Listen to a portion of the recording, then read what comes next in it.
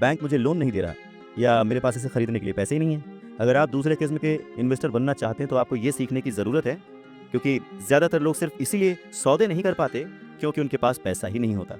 तो अगर आप इस प्रॉब्लम को पार कर सकते हैं तो आप एक सच्चे इन्वेस्टर हो सकते हैं और बहुत प्रॉफिट कमा सकते हैं। तीसरा पॉइंट, किस तरह से स्मार्ट लोगों को इकट्ठा किया जाए।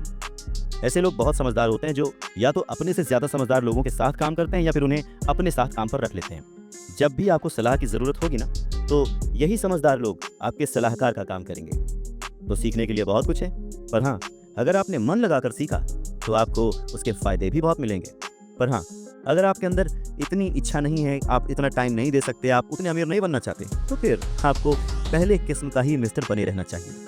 आप तो जानते हैं वही आपकी सबसे बड़ी पूंजी है। आप जो नहीं जानते वही आपका सबसे बड़ा जोखिम है। जोखिम तो हमेशा रहता है, इसीलिए इससे बचने के बजाय इसे मैनेज करना सीखें, तभी आप तरक्की कर पाएंगे और अमीर बन पाएंगे। जब जिंदगी आपको नींबू थमाए तो जल्दी से शरबत बना लो और पी लो। अवसर पहचानना किसी भी इन्वेस्टर की सबसे बड़ी क्वालिटी होती है। फाइनेंशियल बुद्धि का मतलब है ज्यादा विकल्प होना। अगर अवसर आपके सामने आ ही नहीं रहे हैं तो फिर आप अपनी गरीबी को सुधारने के लिए और क्या कर सकते हैं।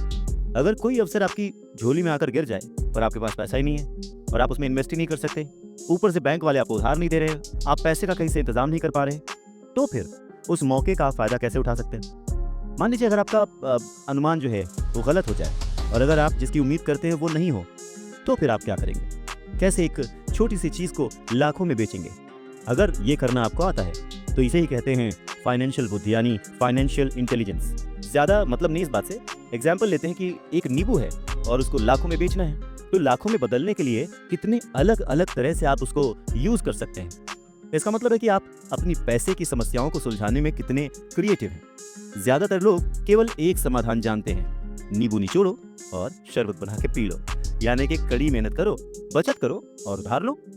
तो आपको अपनी फाइनेंशियल बुद्धि क्यों बढ़ानी चाहिए। रॉबर्ट टी कियोसाकी कहते हैं, क्योंकि आप उस तरह के इंसान होना चाहते हैं जो अपनी किस्मत खुद लिखता हो। आप जो हो रहा है उसे होने देते हैं और उसे बेहतर में बदलने की ताकत रखते हैं। ऐसे बहुत कम लोग ये बात समझ पाते हैं कि किस्मत भी हम ही लिखते हैं। जिस तरह की पैसा बनाया जाता है, अगर आप ज्यादा किस्मत वाले होना चाहते हैं और ज्यादा पैसा बनाना चाहते हैं तो बहुत कड़ी मेहनत करने के अलावा आपको अपनी फाइनेंशियल बुद्धि को भी तैयार करना होगा, सीखना होगा। अगर आप इस तरह के आदमी हैं जो सही चीज होने का इंतजार करता है तो शायद आपको बहुत लंबे समय तक इंतजार करना पड़ सकता है। ये तो बस उसी तरह की बात हो गई कि आप गैरेज से गाड़ी निकालने के पहले ये डिसाइड करना चाहते हैं कि भाई अगले 5 मील तक सभी स्ट्रीट लाइट्स ठीक रहेंगी, बर्फ नहीं गिरेगी, एक्सीडेंट नहीं होगा, वगैरह वगैरह। ये चीजें आपके कंट्रोल में नहीं है। आपके कंट्रोल में है सिर्फ गाड़ी चलाना। ठीक उसी तरह से आपके कंट्रोल में है अपने प्लान्स बनाना, अपनी समझ और सूझबूझ का इस्तेमाल करते हुए। जिस काम से आप एक महान इंसान बन सकते हैं, एक अमीर इंसान बन सकते हैं, क्या वो काम आप चंद पैसों के लिए करेंगे? नहीं ना। सीखने के लिए काम करें, पैसों के लिए नहीं। रॉबर्ट टी कियोसाकी एक घटना का जिक्र करते हैं। कहते हैं कि 1995 में मैंने सिंगापुर के एक अखबार में इंटरव्यू दिया। अब युवा महिला रिपोर्टर बहुत ही टाइम पे आ गई और इंटरव्यू शुरू हो गया। हम एक बहुत ही बड़े से होटल की लॉबी में कॉफ़ी पी रहे थे और मेरा जो सिंगापुर जाने का रीज़न था उसके बारे में डिस्कशन कर रहे थे। तभी उस रिपोर्टर ने मुझसे कहा, एक दिन मैं भी आपकी तरह एक बेस्ट सेलिंग लेखक बनना चाहती हूँ। मैंने उससे कई राइटअप्स और लेख पढ़े थे और उनसे प्रभावित भी था। वो बहुत अच्छा लिखती थी, बहुत ही साफ। तो मैंने उसे कहा, बिल्कुल आप कर सकते हैं, क्योंकि आप जो लिखती हैं वो बहुत ही बढ़िया है। वैसे कौन सी चीज़ है जो आपको आपके सपनों को पाने से रोक रही है? उसने कहा कि मेरा काम जो है वो कभी कहीं जाता है, कभी कहीं जाता है। हर आदमी कहता है कि मेरे उपन्यास बहुत बढ़िया हैं, पर एक्चुअली होता कुछ नहीं है। इसलिए मैं अखबार में काम कर रही हूँ, कम से कम इससे मेरा खर्च तो चली जाता है। अब आपके पास कोई सुझाव है क्या इस बारे में? मैंने कहा, हाँ बिल्कुल है। सिंगापुर में मेरा एक दोस्त है, वो एक स्कूल चलाता है जहाँ लोगों को बाइंग सेलिंग रिलेटेड ट्रेनिंग दी जाती है। वो सिंगापुर में कई बहुत ही बड़े बड़े कॉर्पोरेशंस के लिए सेल्स ट्रेनिंग कोर्स चलाता है और मैं समझता हूँ कि उसके कोर्स में शामिल होने से आपका करियर बहुत ज़्यादा आगे चला जाएगा। ये बात सुनने के बाद वो थोड़ा सा रूखी हो गई। वो कहने लगी कि मतलब आप ये कहना चाहते हैं कि मुझे ये सब सीखने के लिए स्कूल जाना पड़ेगा? तो मैंने हाँ कह के सिर हिलाया और फिर उसे इस बात पर विश्वास ही नहीं हुआ कि मैं सचमुच उसे स्कूल जाने के लिए कह रहा हूँ। मैंने उसे कहा कि इसमें गलती क्या है, पर तब मुझे रियलाइज़ हुआ कि मुझे अपने शब्द वापस ले लेने चाहिए।